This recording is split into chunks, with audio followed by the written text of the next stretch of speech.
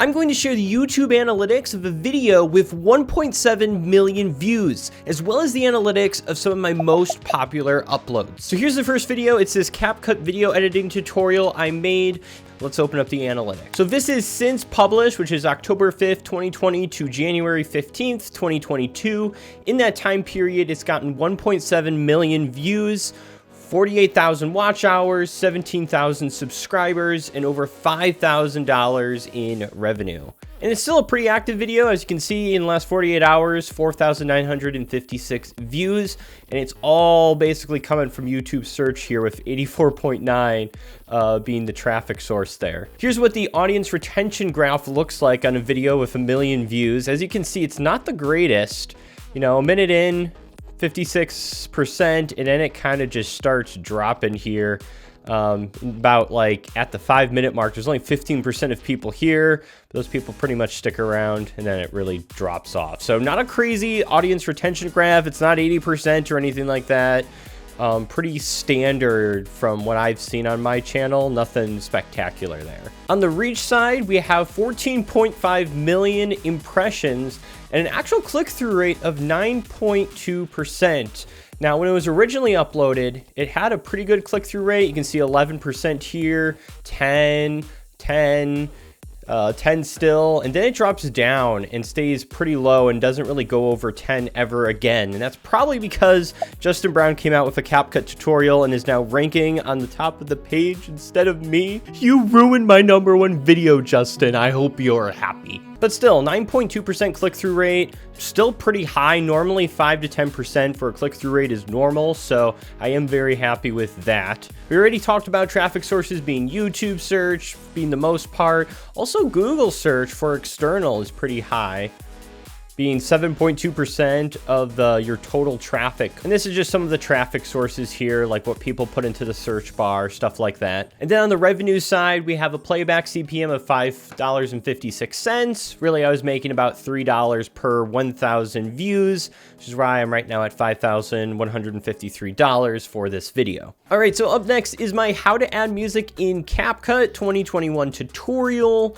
Let's look at the analytics here. We've got 520,000 views on this, 8,000 hours of watch time, 2.6 thousand subscribers, and $1,300 earned. Now, two really cool spots about this video. First, the audience retention I thought was pretty great. Sure, it's a 2-minute video, but still, a lot of people watched all the way until the point where I showed them how to add music. I kind of blabbed at the end for a little too long, and that's where this huge dip is, where there's like no one watching. I should have shut up after I showed people how to do it and end the video so there wasn't this big drop off. And there's a bunch of little bounces there because people are skipping ahead trying to figure out, you know, how to figure it out in 5 seconds instead of 2 minutes. But here's the other really cool part. If I go to reach, this has a 20% click-through rate. That means 1 out of 5 people who see my thumbnail and title click on it. That's awesome. I mean, again, traffic source is all YouTube search. So when someone searches how to add music in CapCut, my video pops up. Yes, I am the most likely person you're going to click on because I show you how to solve that problem. But still, 20%, if we actually click on this, there was a period in time. Let me see if I can find it here. Right here. 24.9% click-through rate. It was almost 25%. 1 out of 4 people will click on my video if they see it at all or if it's recommended to them. Because again, not all views are from YouTube search. There's some other percentages here. And still, 20% click-through rate. I think that's awesome. And then on the money side, we have a $4.47 CPM. So it's really only making $2.51 per 1,000 views. So not the highest out there, definitely on the low side, but hey, still made me $1,300 to show something most people could figure out in 10 minutes by just clicking around some buttons. Next up, we have how to green screen in CapCut. As you can tell, there's a little theme with my videos here. They're usually based around CapCut.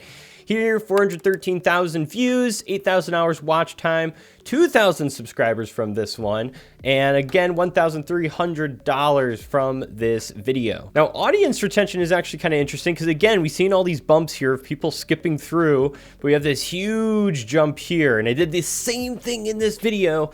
Lesson learned, do not go on after you show someone a tutorial and answer a question, because right here, this was right when people were figuring out the punchline there of how to solve the problem, and then I blabbed way too long and it just, everyone disappeared at that point.